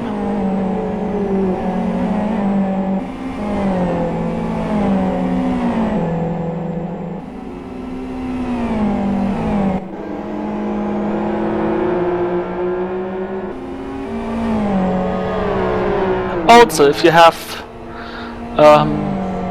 questions around this race, around this league, around LFS, use our LFS forum thread. It's down there in the general LFS discussion. There you can post questions and we'll kindly answer them during the race, if we have time to. And if you don't have an LFS account, this can be, might be something some people could have or don't have, then you can ask questions on the new Facebook page.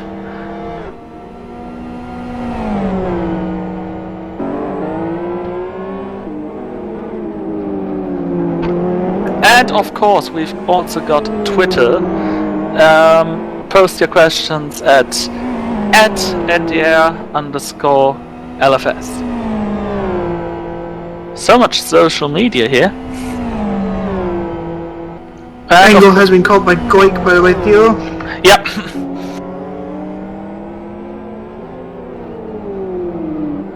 Interesting enough, Koskinen actually got himself back up to 4th now. And he's in a bit of a charge. Oh my word, his damage. Hang on, wait a second, I've just got to hit my head off the desk. Hang on a second.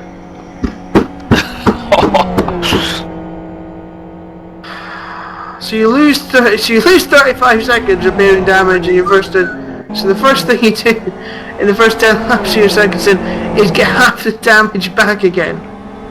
I mean, come on, Eunice!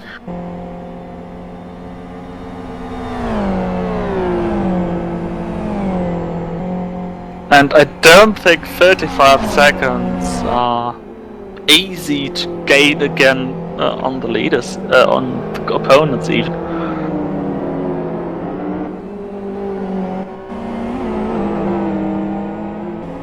Goik very close now.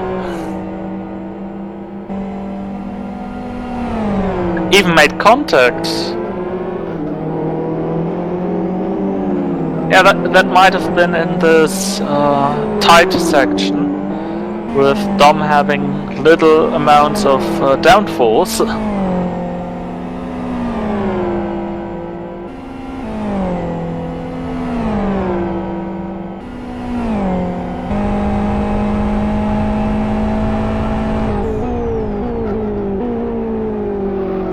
Rear cam of Dom.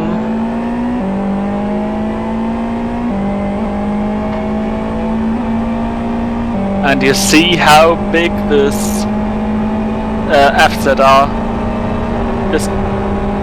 Ooh, contact Goik with the other cars around. Somehow he made the slalom perfect and he is in 2nd position.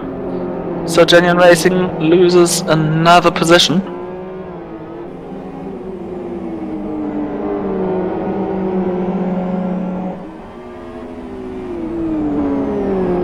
One hour 30 into the race.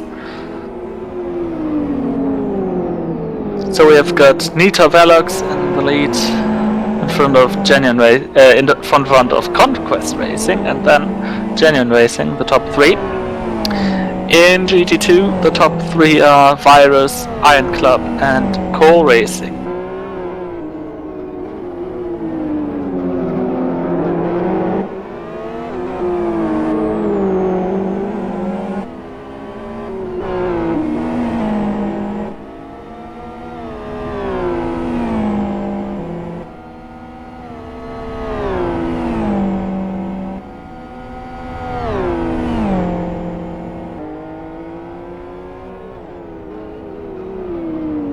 And I may report that my dear co-commentator has some headache right now.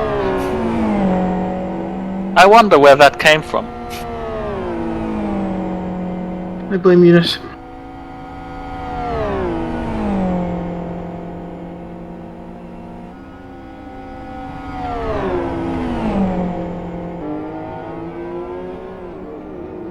So 1 hour and 34 minutes into this race, it was dominated at the start by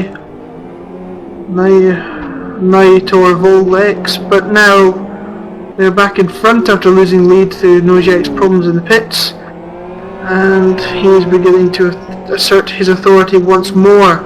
Engel has caught back up to Goik though, Thilo. Yeah, Goik with the favorite of the day, with hitting the walls.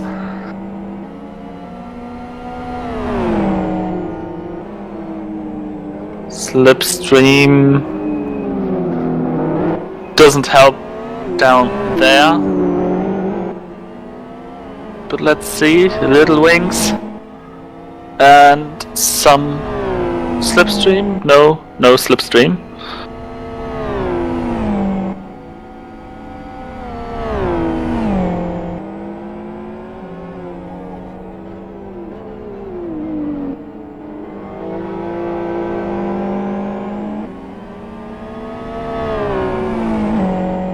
Looks like it's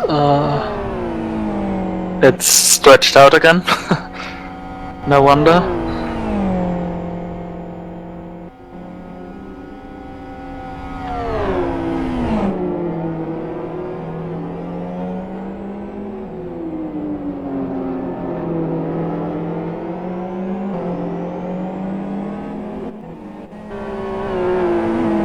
Battle for 9th position in GT2. That's Fast and Crazy versus Absolute Beginners. Actually, it's for 8th position.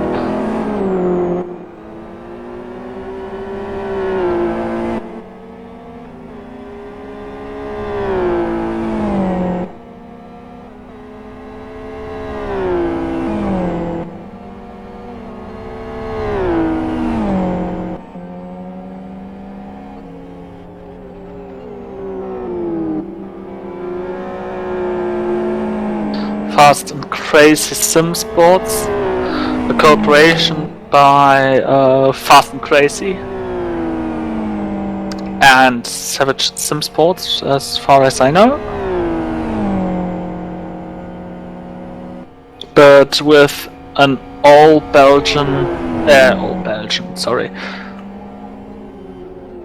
Bulgarian lineup. Oh! Smart made a mistake. He spun out of the first corner and now Velnikov takes over the position. Fast and Crazy being promoted into 8th after mistake of Absolute Beginners.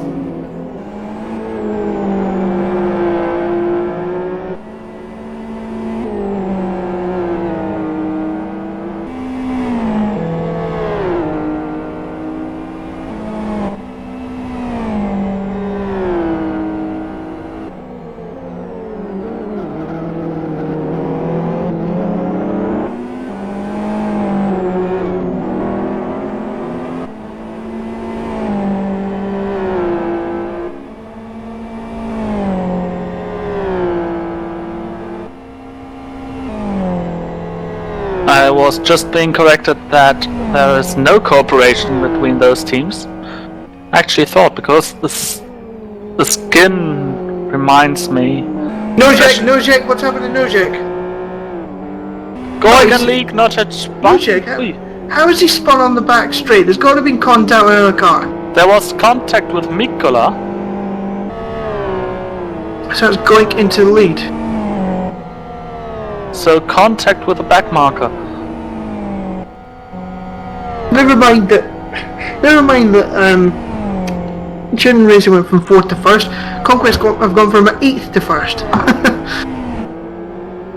Yeah.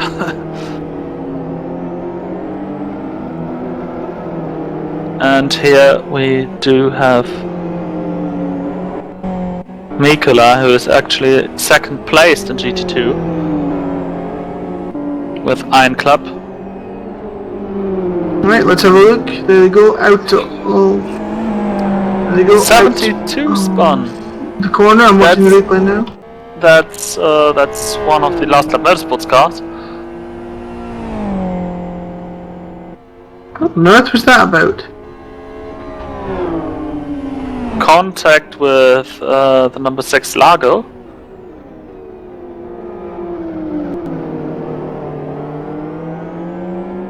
And for Last Lap Motorsports, FZR looks pretty torn up.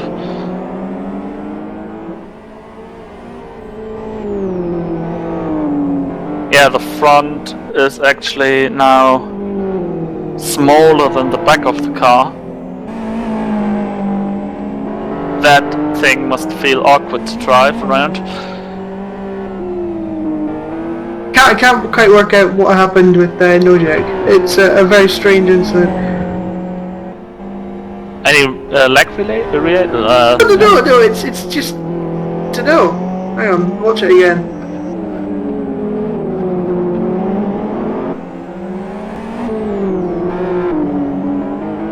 Right, well yeah, okay, so they're both going straight, but the track's narrowing. So Mikola's sort of running parallel, whereas Nojek's sort of coming off the other wall.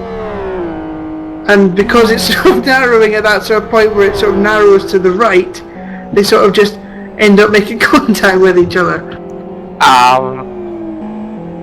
Well, Nojek really should have left more room, really, to be honest, so yeah. I don't know, that's a very strange one. I don't know, that's not really anybody's fault, I don't think, but strange.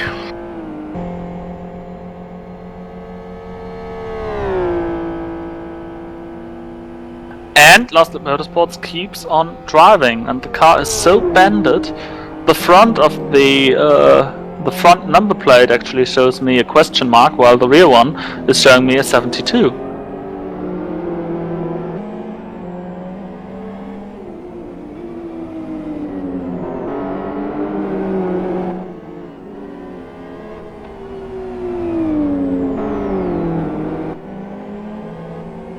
And Dom is now catching up with Tomek again.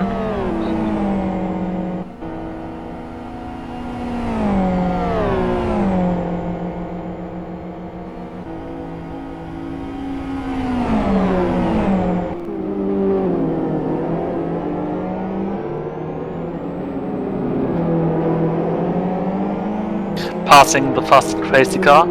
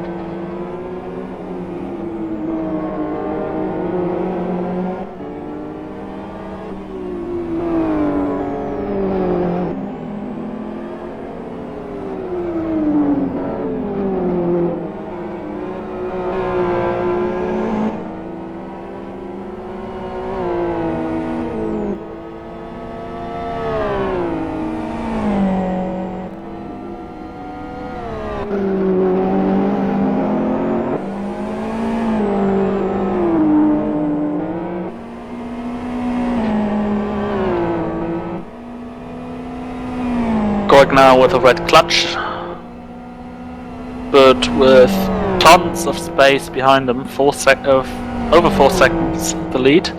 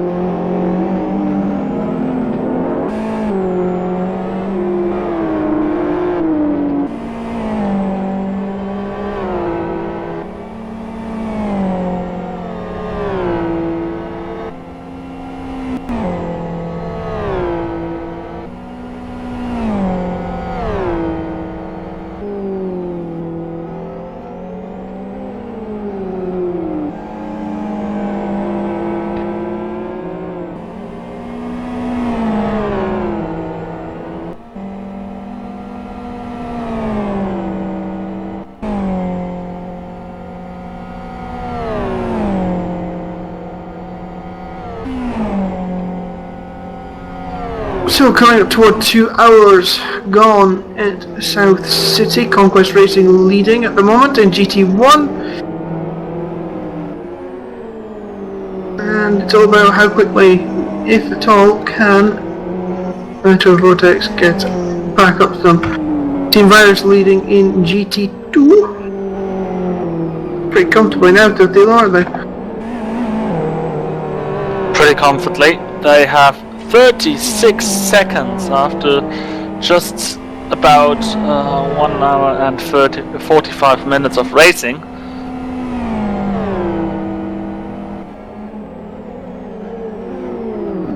So they can try to easy up a bit, though easing up around here is not as easy because there are walls and there's traffic. A combination that can be pretty hurtful.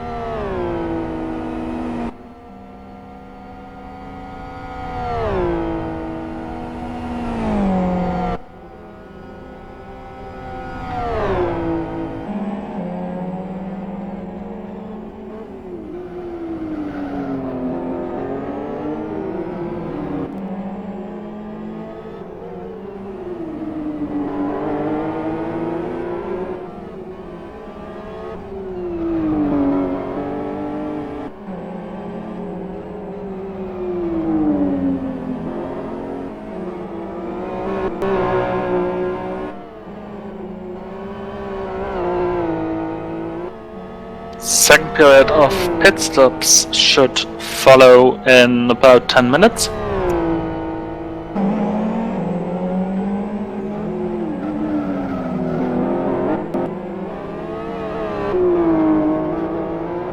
I actually expect the cars to go about 1 lap less than they did at the start of the race. Simply due to the fact that we had 1 pace lap and afterwards we had safety car laps that of course are not as as exhausting to the tires as racing conditions are.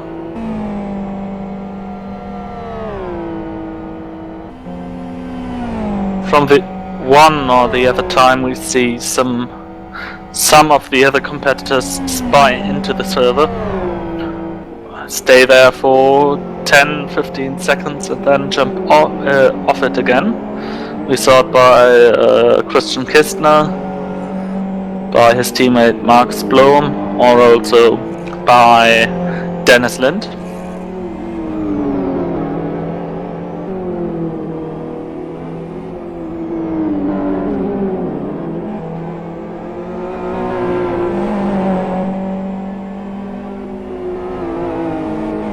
I must say, sometimes I really don't get it why it is done. Most of the times I can understand it if there's damage or something, so you have a second opinion on it. But even if you don't have any damage, sometimes your teammate or one teammate jumps into the server, which is not forbidden as of now.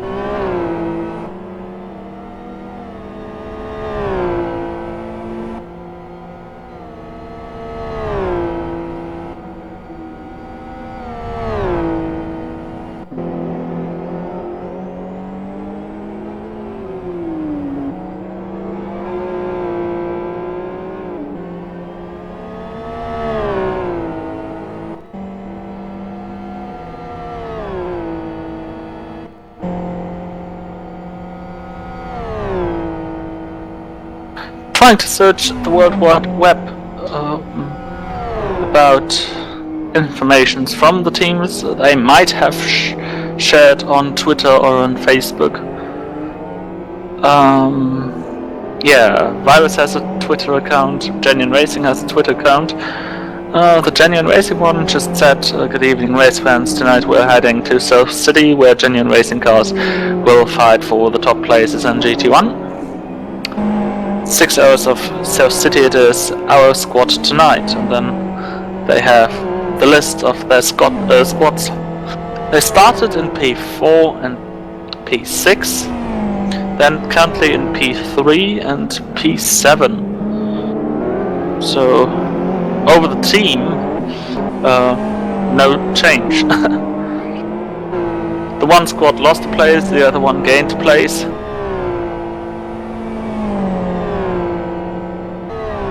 But Dennis Lind wants to say that Nitor Velox, or whatever they're called, have a Facebook page. Facebook.com/Nitro Velox Ox, or whatever they're called.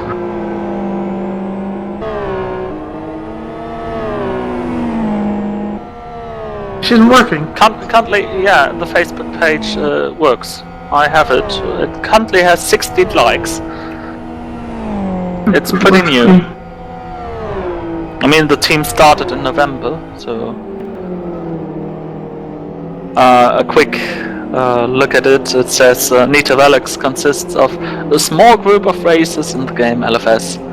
That's their information on their side. And a photo of the team's skins.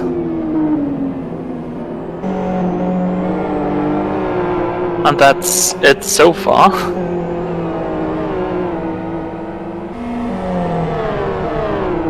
And some older news about the first BFA FBM championship, or the last round.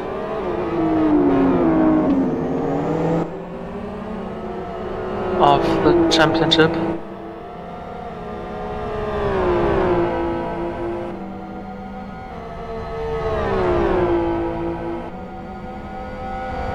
Remco Mayor says it's a shame the race turned out like this, but still let's see what we can do for the last race at GT2 World Series number 52. That's what he just posted on Facebook.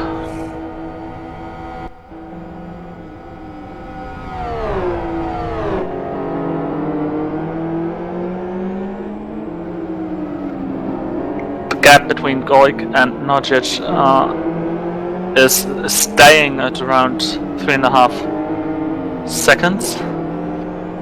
He meant the last part of the race, not what they can do for the last race. So that's actually clearing up the confusion.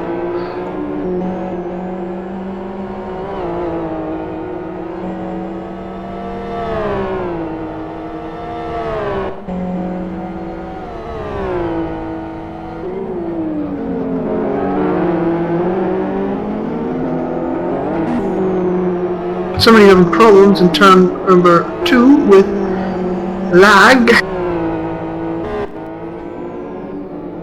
With lag?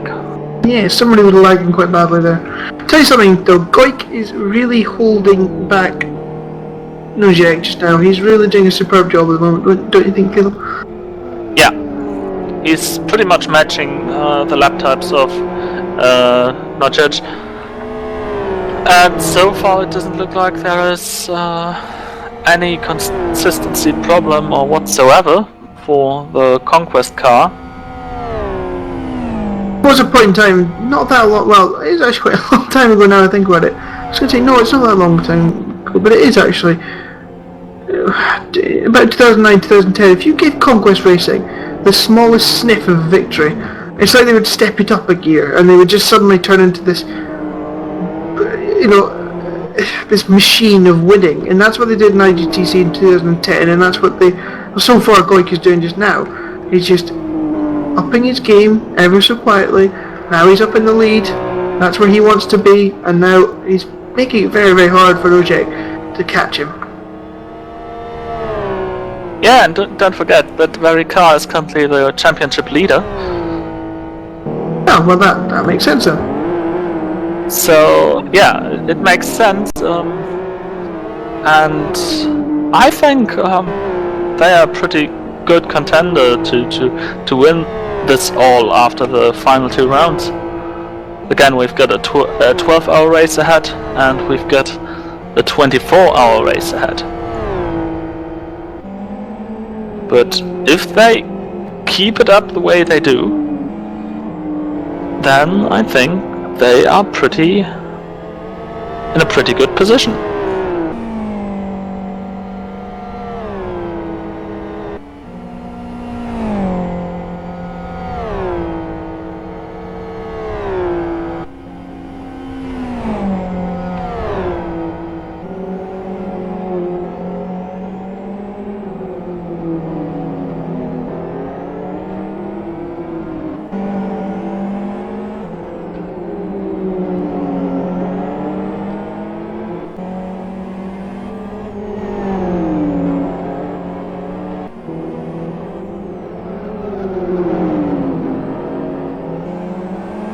So for those longer races we actually use the old FIA GT procedure of giving the points at the for the 12-hour race, giving points at the 6-hour mark and the 12-hour mark, and same for the 24-hour race, but with points at the 8-hour, 16-hour and 24-hour mark.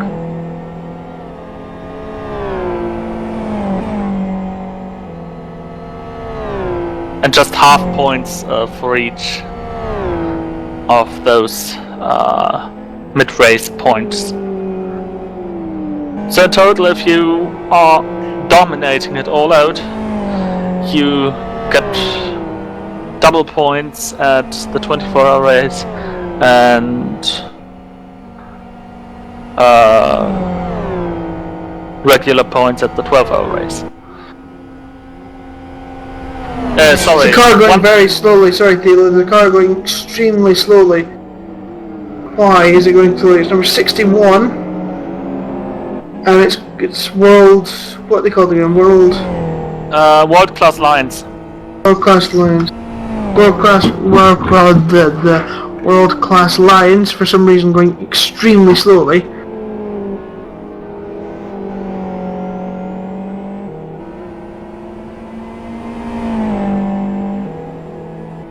They are on full throttle, actually. Strange. Never mind.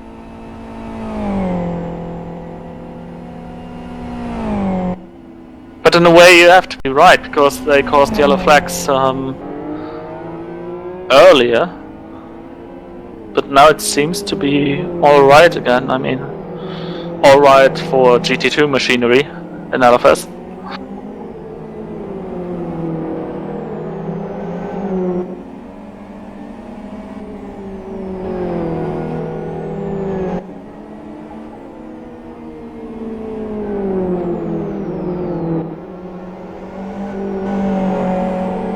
Seems like Logo is coming into the pit lane. The number 6 in 6 right now. Oh, Sean Lydon left the server again. So he actually did the spy thingy I was talking about earlier. Fast and crazy with a pit stop. Motive in for Velnikov.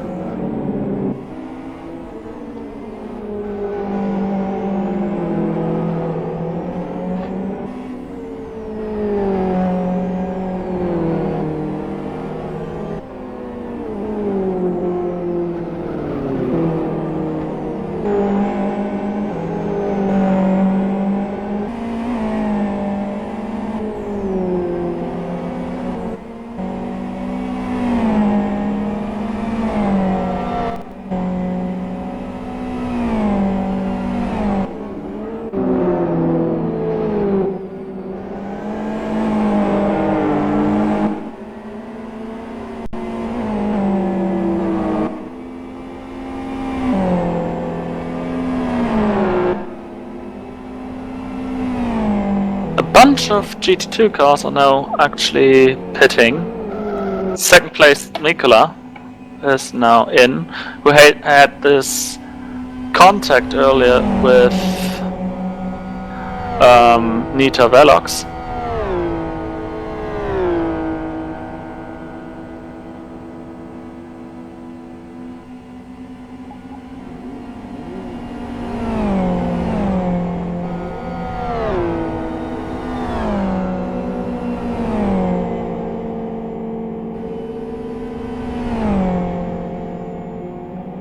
And for us it's time to do one of our known breaks.